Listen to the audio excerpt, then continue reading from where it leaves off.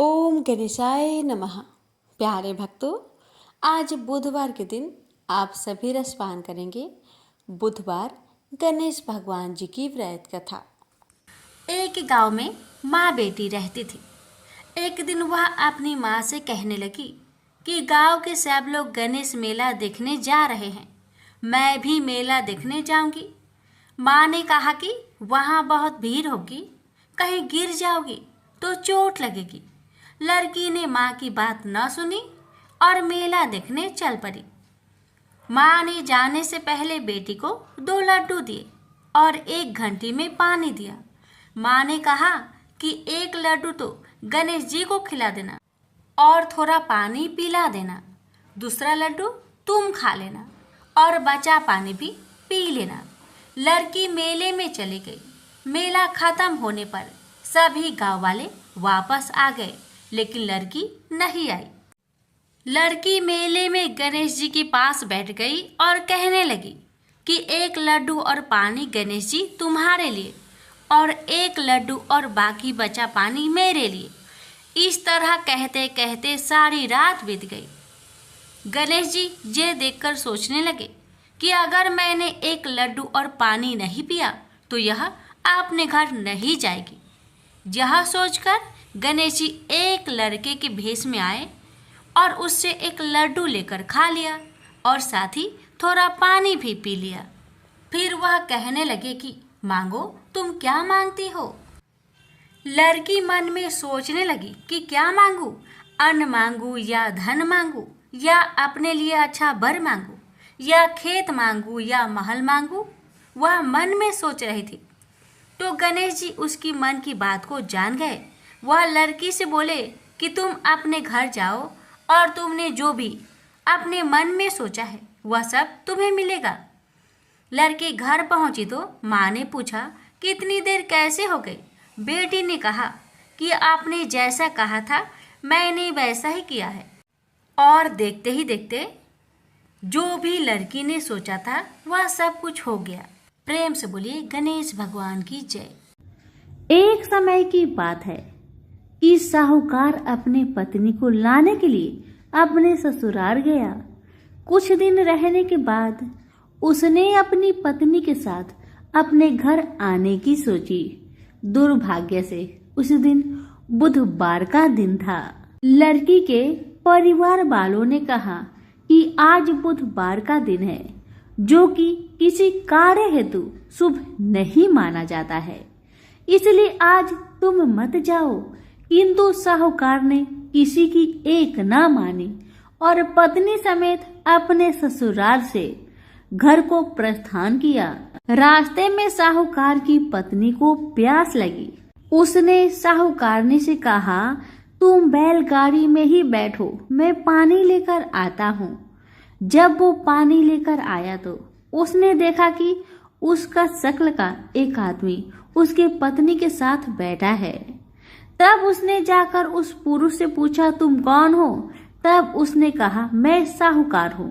और फिर दोनों के बीच में झगड़ा शुरू हो गया और वहां लोग और कुछ सिपाही आ गए, जिन्होंने उस स्त्री से पूछा, तुम्हारा पति कौन है।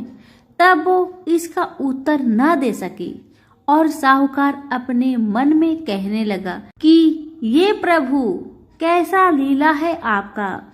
तब आकाशवाणी हुई, अरे मूर्ख, आज बुधवार का दिन था, तभी तूने आज ही गमन किया। ये सब भगवान बुध देव के प्रकोप से हो रहा है, वो तुझसे रूठ गए हैं। तब साहूकार ने भगवान बुध देव से क्षमा याचना की और तब वो आकाशवाणी खत्म हो गई और इंसान के रूप में आए बुधदेव भी अदृश्य हो गए। और फिर साहूकार अपनी पत्नी संग घर गया और भगवान बुध देव की पूजा की।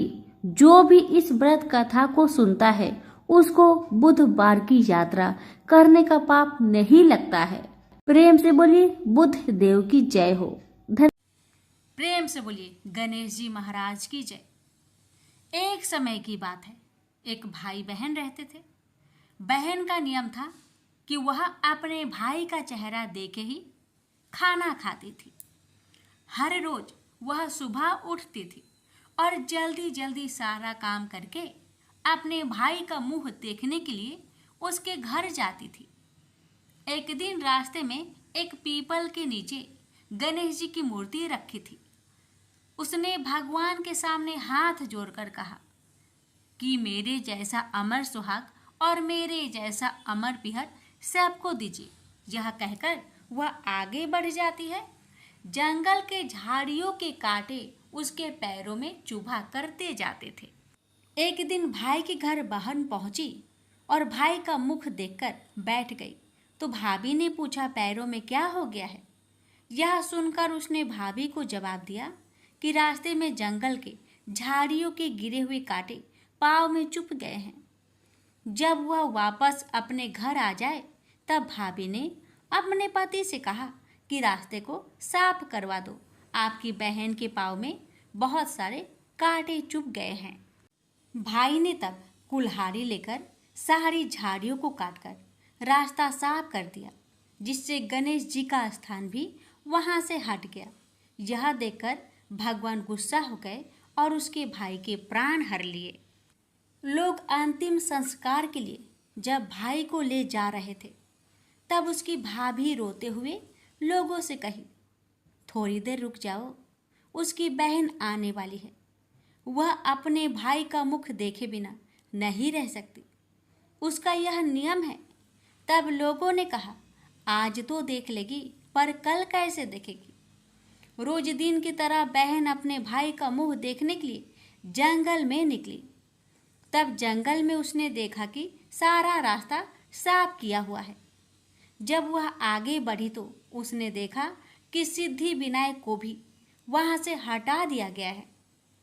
तब उसने जाने से पहले गणेश जी को एक अच्छे स्थान पर रखकर उन्हें स्थान दिया और हाथ जोड़कर बोली, भगवान मेरे जैसा अमर सुहाग और मेरे जैसा अमर पिहर सबको देना।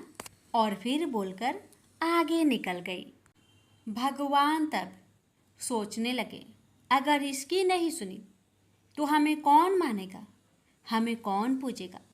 तब सिद्धि विनायक ने उसे आवाज दी, बेटी इस खेजड़ी की 7 पत्तियां लेकर जा और उसे कच्चे दूध में घोलकर भाई के ऊपर छींटा मार देना, वह उठकर बैठ जाएगा। यह सुनकर जब बहन पीछे मुड़ी तो वहां कोई नहीं था। फिर वह यह सोचने लगी कि ठीक है, जैसा सुना वैसा कर लेती हूँ। फिर वह 7 खेजड़ी की पत्तियां लेकर अपने भाई के घर पहुंची। उसने देखा वहां कई लोग बैठे हुए हैं, भाभी बैठी रो रही है और भाई की लाश रखी है। तब उसने उस 7 पत्तियों को बताए हुए नियम के तहत भाई के ऊपर इस्तेमाल किया। तब भाई उठकर बैठ गया। भाई बोला बहन से, बोला मुझे बहुत ही गहरी नींद आ गई थी। तब बहन बोली, यह नींद किसी दुश्मन को भी ना आए, और उसने सारी बात अपने भाई को बता दी। तो मान्यता के अनुसार ये है गणेश जी की चमत्कारी कथा। प्रेम से बोलिए गणेश भगवान जी की जय हो। पौराणिक कथा के अनुसार एक समय की बात है कि भगवान विष्णु का विवाह माता लक्ष्मी जी के साथ निश्चित हुआ। विवाह की सभी तैयारी होने लगी। सभी देवी देवताओं को निमंत्रण भेजे गए, लेकिन भूलवश गणेश जी को निमंत्रण देना रह गया था। इधर भगवान विष्णु की बारात जाने का समय आ चुका था। सभी देवता अपनी पत्नियों के साथ विवाह समारोह में शामिल होने को आए, परंतु सभी देवी देवताओं ने देखा कि गणेश जी कहीं दिखाई नहीं दे रहे हैं। तब उन सभी ने आपस में चर्चा की, क्या गणेश जी को नहीं न्योता दिया गया या गणेश जी ही नहीं आए हैं? सभी को इस बात पर बहुत आश्चर्य हुआ। इस बात पर उन सभी ने विष्णु भगवान से ही इसका कारण पूछा। विष्णु भगवान से पूछने पर उन्होंने कहा कि हमने गणेश जी के पिता भोलेनाथ, महादेव और माता पार्वती को न्योता भेजा था। यदि गणेश जी अपने पिता के साथ आना चाहते तो आ जाते, अलग से उन्हें न्योता देने की कोई आवश्यकता भी नहीं थी। दूसरी बात यह है, उनको खाने में 1.25 मन मूंग, 1.25 मन चावल, 1.25 मन घी और 1.25 मन लड्डू का भोजन चाहिए। यदि गणेश जी नहीं आएंगे तो कोई बात नहीं, दूसरे के घर जाकर इतना सारा खाना पीना अच्छा भी नहीं लगता। इतना वार्ता कर ही रहे थे कि किसी एक ने सुझाव दिया, यदि गणेश जी आते तो उनको द्वारपाल बनाकर बैठा सकते थे कि आप घर की याद रखना। आप तो चूहे पर बैठकर धीरे धीरे चलोगे तो बारात में बहुत पीछे रह जाओगे। यह सुझाव सबको पसंद आ गया तो फिर विष्णु भगवान ने भी अपनी सहमति दे दी। तब गणेश जी को निमंत्रण देकर आमंत्रित किया और उनको समझा बुझाकर घर की रखवाली करने को बैठा दिया गया। बारात चल दी। तब नारद जी ने देखा कि गणेश जी तो दरवाजे पर ही बैठे हुए हैं, तो वे गणेश जी के पास गए और रुकने का कारण पूछा। गणेश जी कहने लगे कि विष्णु भगवान ने मेरा बहुत अपमान किया है। नारद जी ने कहा कि आप अपनी मूषक सेना आगे भेज दो तो वह रास्ता खोद देगी, जिससे उनके वाहन धरती में धंस जाएंगे। तब आपको सम्मान पूर्वक बुलाना पड़ेगा। अब तो गणेश जी ने अपनी मूषक सेना को आदेश दिया, जाओ, और सेना ने जमीन पोली कर दी। जब बारात वहां से निकली तो रथों के पहिए धरती में धंसने लगी। लाख कोशिश की परंतु पहिए नहीं निकले। सभी ने अपने अपने उपाय किए परंतु पहिए तो नहीं निकले, बल्कि जगह जगह से टूटने लगे। किसी को समझ में नहीं आ रहा था कि अब क्या किया जाए। तब तो नारद जी ने आकर कहा, आप लोगों ने गणेश जी का अपमान किया, जिस कारण यह विघ्न आ रहे हैं। यदि उन्हें मनाकर लाया जाए तो आपका कार्य सिद्ध हो सकता है और यह संकट टल सकता है। शंकर भगवान ने अपने दूत नंदी को भेजा और वे गणेश जी को लेकर आए। गणेश जी का आदर सम्मान के साथ पूजन किया गया। फिर रथ के पहिए निकलने लगे और यह संकट टल गया। अब रथ के पहिए निकल तो गए परंतु वे टूट फूट गए थे, तो उन्हें सुधारे कौन। पास के खेत में एक खाती काम कर रहा था। उसे बुलाया गया। खाती अपना कार्य करने से पहले श्री गणेशाय नमः कहकर गणेश जी की वंदना मन ही मन करने लगा। देखते ही देखते खाती ने सभी पहियों को ठीक कर दिया। तब खाती कहने लगा कि हे देवताओं, आपने सर्वप्रथम गणेश जी को नहीं मनाया होगा और न ही उनकी पूजन की होगी, इसलिए तो आपके साथ यह संकट आया है।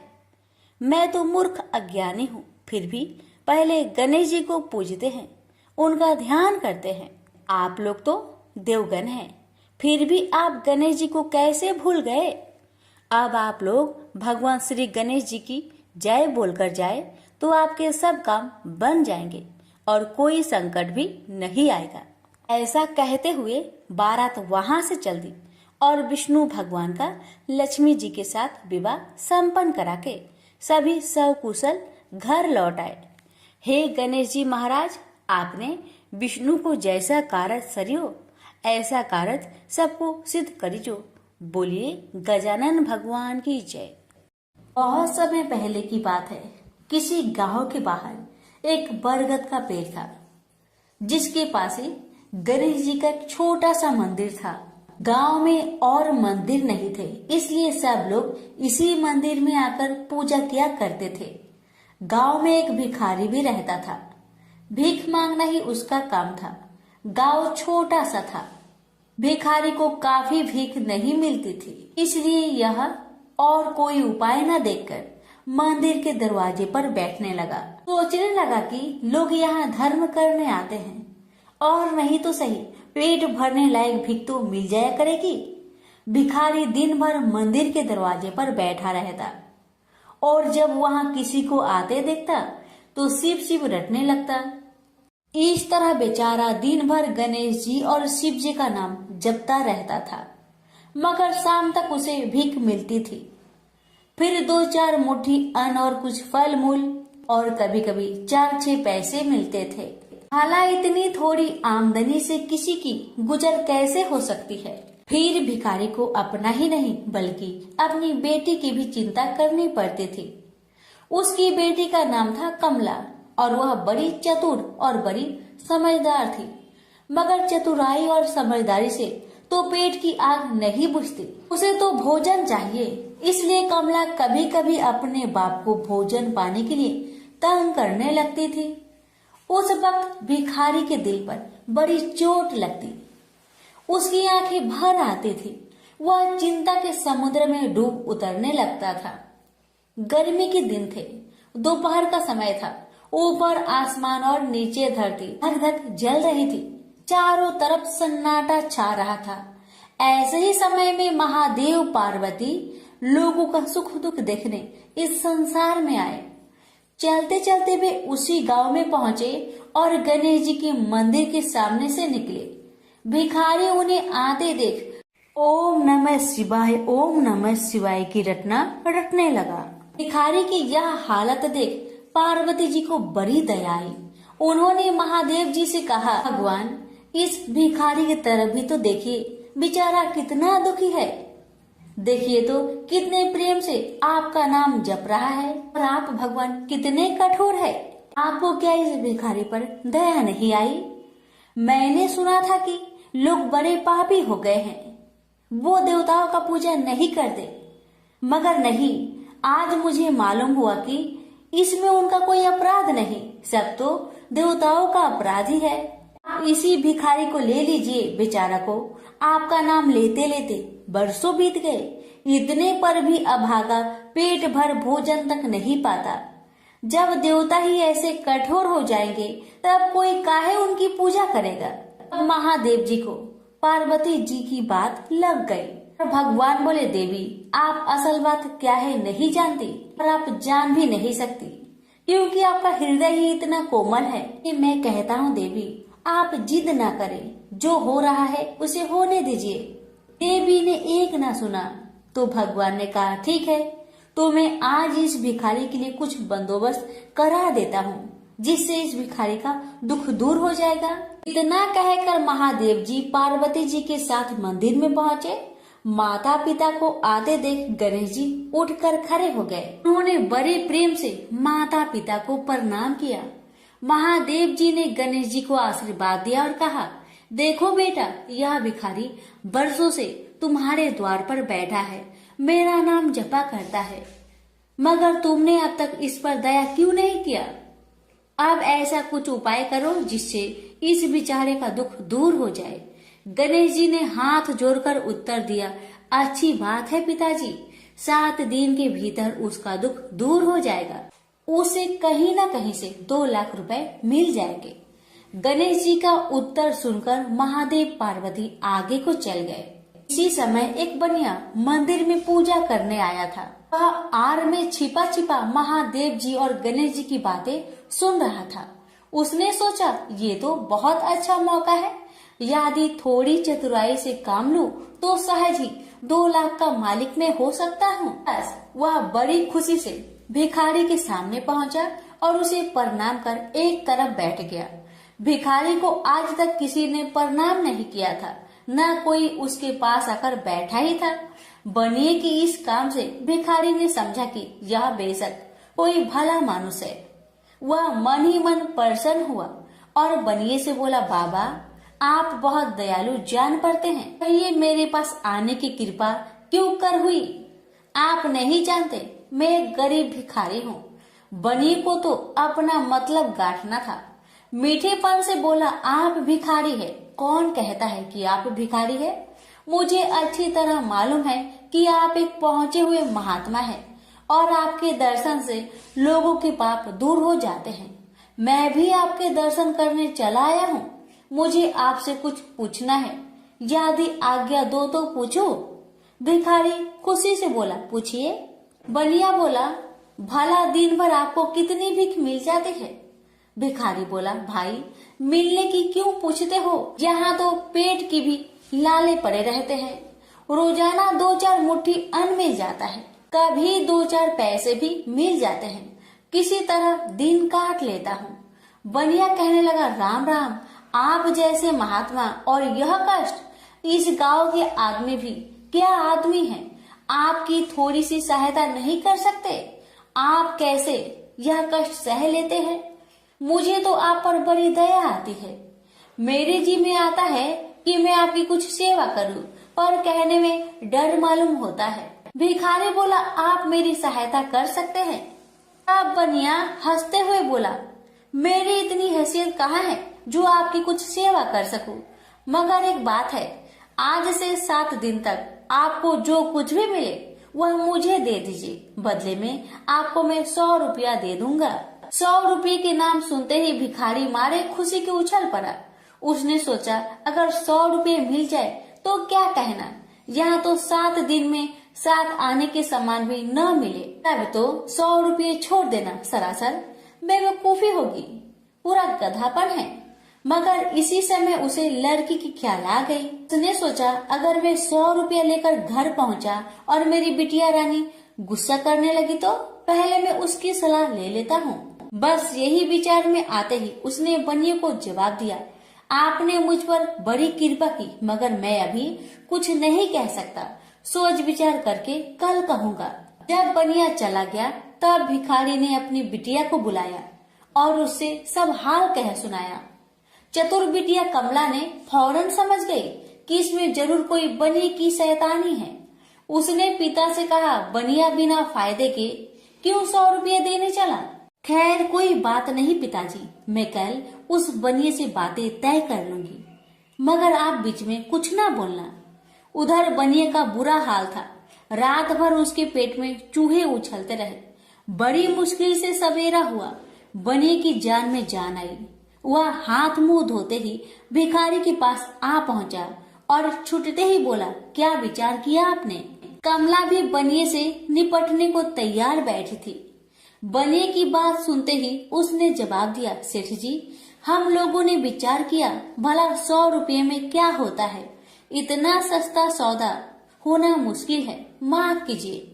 कमला का उत्तर सुनते ही बनिए पर मानो बिजली गिर पड़ी, पर लाख रुपए के लालच छोड़ना भी कठिन था। वह 200 रुपए देने को राजी हो गया। अब तो कमला का संदेह और भी पक्की हो गया। वह समझ गई कि बनिया जरूर किसी भारी लाभ के लिए ही इतने रुपए देना चाहता है। उसने जवाब दिया, सेठ जी, इतना सस्ता सौदा और कहीं होता होगा? 100 दो, 100 या 1000 दो, 1000 में तो होता ही क्या है? जो चीज आप कौड़ियों में मोल खरीदना चाहते हैं वह लाख रुपए में भी सस्ती है। यह सुनकर बनिया बहुत घबराया, परंतु उसने अपनी कोशिश जारी रखी। मारे लोभ के वह अंधा हो रहा था, उसको लोभ का भूत सवार हो गया था।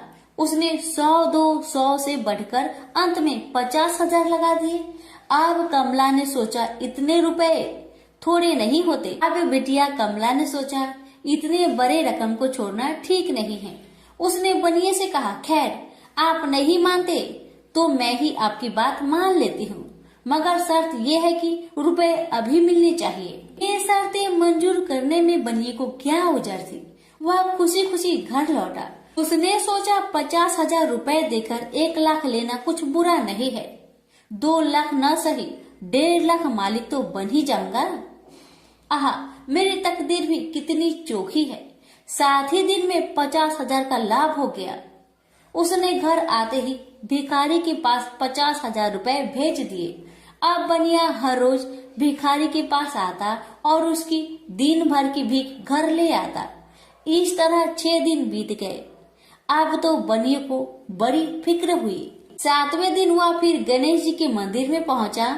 उसने देखा कि आज फिर महादेव पार्वती मंदिर में पधारे हैं। बस वह दीवार से कान सटा उनकी बातें सुनने लगा, मगर यह क्या, उसका कान दीवार में चिपक गया। उसने कान छुड़ाने की बहुत कोशिश की, पर कान टसमस न हुआ।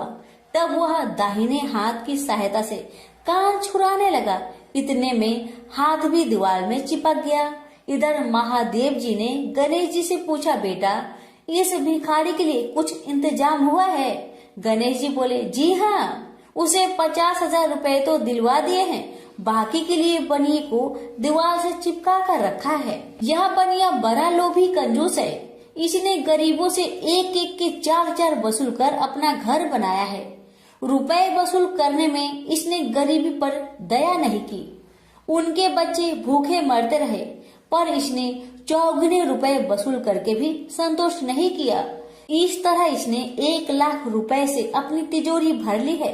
गरीबों के माल से यह सुख नहीं उठा सकता। अब जब तक यह भिखारी को बाकी 50,000 रुपए न देगा, तब तक दीवार से चिपका रहेगा। गणेश जी की बातें सुनकर बनिए ने अपना माथा को पीट लिया। इसकी आंखें में आंसू बरसने लगे। जब उसने घर से 50,000 रुपए मंगवाया और भिखारी को दे दिए, तब कहीं दीवार से उसका पीछा छूटा। से बोलिए गणेश भगवान की जय, उमापति शंकर भगवान की जय। बात उस समय की है जब परशुराम ने अपनी प्रतिज्ञा के अनुसार पृथ्वी को क्षत्रियों से रहित कर दिया था। तब वे अपने गुरु भूतनाथ के चरणों में प्रणाम करने और गुरु पत्नी अम्बा तथा उनके नारायण तुल्य दोनों गुरु पुत्र कार्तिकेय और गणनायक को देखने की लालसा से कैलाश पहुंचे। वहां उन्होंने अत्यंत अद्भुत कैलाशपुरी का दर्शन किया। अपने गुरु की उस दिव्य पुरी के दर्शन कर उनका नंदन आनंद विभोर हो गए। फिर उन्होंने शिव का 15 योजन ऊंचा और 4 योजन विस्तृत अत्यंत सुंदर आश्रम देखा। परशुराम वहां सबसे मिले और उन्होंने सबसे बात की। इसके बाद वे नंदीकेश्वर से आज्ञा प्राप्त कर प्रसन्नता पूर्वक आश्रम के भीतर प्रविष्ट हुए। कुछ ही आगे जाने पर महातपस्वी परशुराम ने बहुमूल्य रत्नों से निर्मित सैकड़ों मंदिर देखे। उन्होंने वहां का भीतरी द्वार देखा, जो नाना प्रकार की चित्रकारी से चित्रित तथा हीरे मोतियों की गुथी हुई मालाओं से अत्यंत शोभ्यमान था। परशुराम ने द्वार के बाएं भाग में अपने गुरु पुत्र कार्तिकेय को देखा और दाहिने ओर पार्वती नंदन गणेश तथा शिव पार्वती का अवलोकन किया। वे वहां रत्न भरण भूषित बहुमूल्य रत्नों से बने सिंहासनों पर आसीन थे। परशुराम सबसे मिलते और प्रेम पूर्वक बात करते हुए प्रसन्नचित चित्त से आगे बढ़े ही थे कि गणेश ने उन्हें देखकर कहा, शूलपाणी इस समय शयन कर रहे हैं। मैं उन परम प्रभु की आज्ञा प्राप्त कर तत्काल तुम्हें साथ ले चलूंगा। बस इतनी देर रुक जाओ। परशुराम ने गणेश के सम्मुख खड़े खड़े उत्तर दिया, बंधुवर, मैं अपने गुरु शिव व माता पार्वती के दर्शन करना चाहता हूँ। मैं उनके चरणों में प्रणाम कर अभी लौट जाऊंगा। गणेश ने उन्हें अनेक प्रकार से समझाते हुए कहा, इस समय भूतेश्वर शिव एवं माता पार्वती अंतःपुर में है, अतएव अभी आपको वहां नहीं जाना चाहिए। परम गुरुदेव शिव एवं माता पार्वती के चरण कमलों के दर्शन करने का मेरा सहज अधिकार है। परशुराम अपने आग्रह पर दृढ़ थे, किंतु गणेश उन्हें अत्यंत विनय पूर्वक समझाते रहे। मैं तो परम पिता शिव एवं माता पार्वती के दर्शनार्थ जाऊंगा ही। यह कहकर परशुराम आगे बढ़ना ही चाहते थे कि गणेश ने उन्हें रोक दिया। 21 बार पृथ्वी को क्षत्रियों से रहित करने वाले भृगु नंदन कुपित हो गए और उनका गणेश से विवाद ही नहीं हुआ, हाथापाई भी होने लगी। कुमार कार्तिकेय ने उन्हें समझाने का प्रयास किया, किंतु क्रोध परशुराम ने उन्हें धक्का दे दिया, जिससे वह गिर गए। शिव पुत्र गणेश ने उठकर परशुराम की उद्दंडता के लिए उनकी भर्त्सना की, तो क्रोध परशुराम ने अपना तीक्ष्ण परशु उठा लिया। तब गणेश ने अपनी सूंड बढ़ाकर उन्हें उसमें लपेट लिया और घुमाने लगे। गणेश की सूंड में लिपटे परशुराम सर्वथा असहाय और निरुपाय थे। गणेश के योग बल से परशुराम अस्तंभित रह गए। गणेश ने परशुराम को सप्तद्वीप, सप्त पर्वत, सप्त सागर, भूलोक, स्वर्गलोक, जनलोक, ध्रुवलोक, गौरीलोक और शंभुलोक में घुमाते हुए समुद्र में फेंक दिया। परशुराम समुद्र में तैरने लगे तो निरामयी गणनाथ ने उन्हें पुनः अपनी सुर में उठा लिया और घुमाते हुए बैकुंठ धाम दिखाकर गोलोक धाम का दर्शन करा दिया। वहां परशुराम ने मंद मंद मुस्कुराते हुए बंसी विभूषित नव नीरद श्री कृष्ण के साथ रासवेड़ी राधा का दर्शन किया तो वे बार बार उनके मंगलमयी चरण कमलों में प्रणाम करने लगे। कुछ देर बाद परशुराम सचेत होकर पृथ्वी पर गिर पड़े। समय उनका प्रतिवादी मुख स्तंभ गणेश जी द्वारा किया हुआ स्तंभन भी दूर हो गया। तब उन्होंने अपने अभीष्ट देवता श्री कृष्ण के जगत गुरु शिव द्वारा प्रदत्त परम दुर्लभ स्रोत एवं कवच का स्मरण किया और संपूर्ण शक्ति से सूर्य की प्रभा के तुल्य तीक्ष्णतम अपने परशु से गौरी नंदन पर प्रहार कर दिया। गणेश ने अपने परम पूज्य पिता के अमोघ अस्त्र का सम्मान करने के लिए उसे अपने बाएं दांत से पकड़ लिया। शिव शक्ति के प्रभाव से वह तेजस्वी परशु गणेश के बाएं दांत को समूल काट कर पुनः रेणु का पुत्र परशुराम के हाथ में लौट आया। गणेश का दांत टूटते ही भयानक गर्जना हुई और रक्त का फवारा फूट पड़ा। मुंह से निकलकर रक्त से सना दांत भूतल पर गिर पड़ा। उस समय धरित्री कांप उठी। यह दृश्य कार्तिकेय, क्षेत्रपाल आदि पार्षद तथा शून्य में देवगण अत्यंत भयभीत होकर हाय हाय करने लगे। कैलाशवासी डर से मूर्छित हो गए। निंद्रापति सुधत्मा शिव की निंद्रा भंग हुई। बेटा यह क्या हुआ? दौड़ी हुई पार्वती आई तो उन्होंने अपने पुत्र गणेश के टूटे दांत तथा रक्त से सने हुए मुंह को देखा और देखा कि उनके हृदय खंड गणेश क्रोध शून्य परम शांत लज्जा से सिर झुकाए खड़े हैं। अत्यंत व्याकुल होकर उन्होंने स्कंद से पूछा, क्या बात है?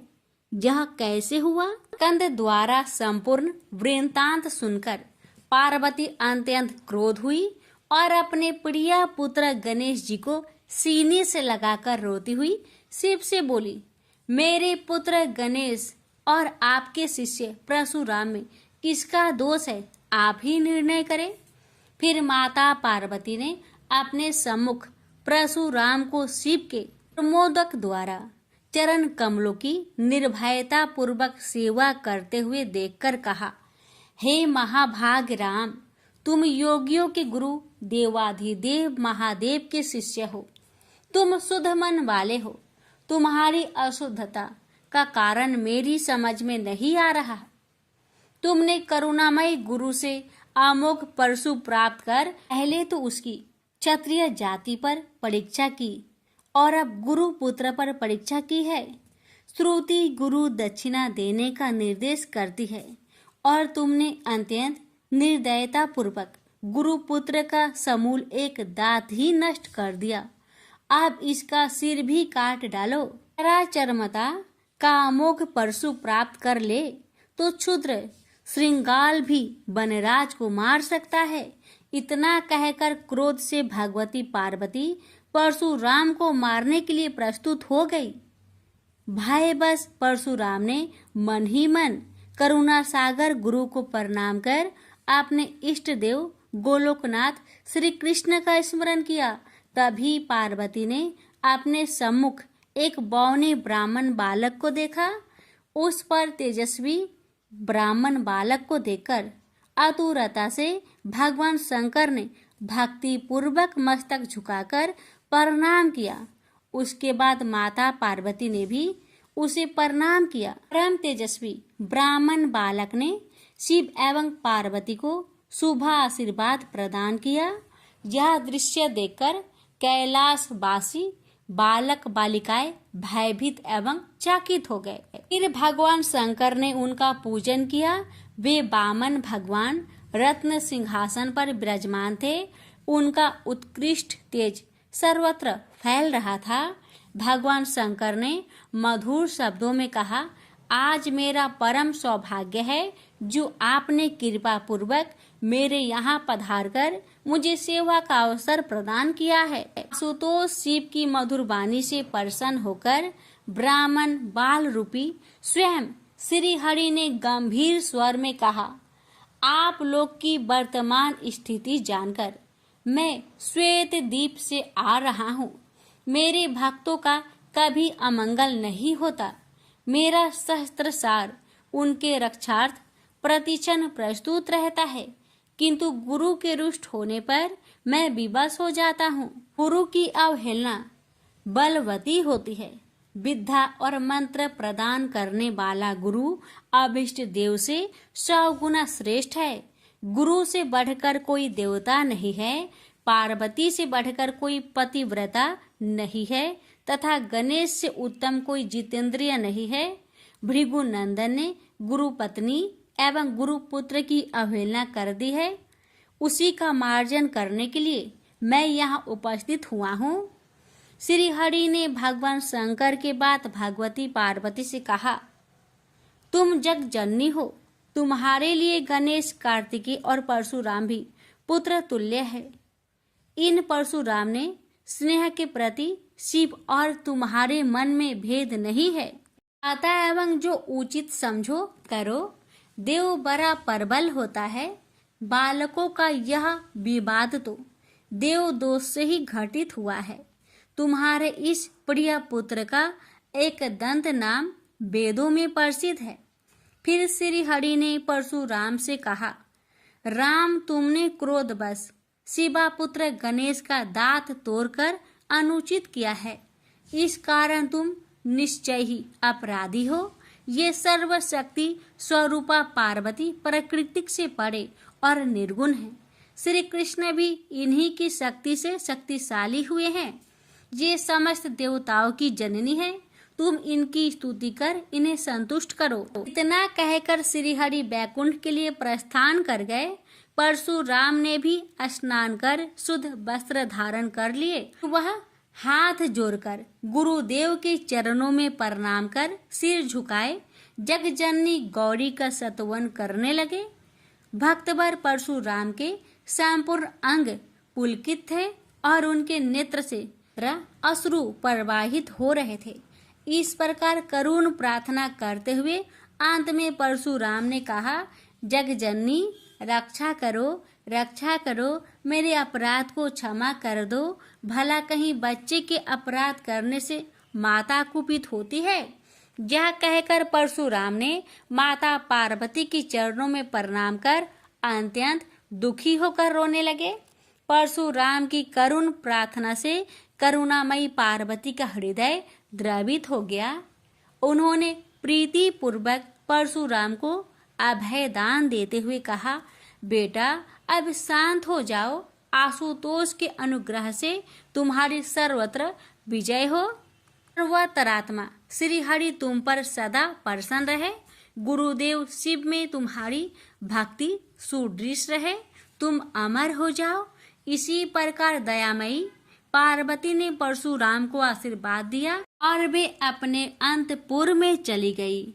उस समय वहां श्री भगवान के मंगल नाम का उच्च घोष होने लगा। फिर परशुराम ने एक दंत गणेश का स्तवन किया और गंधे, पुष्प, धूप, दीप एवं तुलसी रहित नैवेद्य आदि से लंबोदर की प्रीति पूर्वक पूजा की। परशुराम ने भक्ति भाव से भाई गणेश को संतुष्ट कर माता पार्वती एवं कृपा सिंधु त्रिलोचन के चरणों में प्रणाम किया। फिर उन्होंने गुरु की आज्ञा प्राप्त कर प्रसन्नता पूर्वक वहां से प्रस्थान किए। प्रेम से बोलिए गौरी पुत्र गणेश भगवान की जय। हर हर महादेव। माता पार्वती की जय।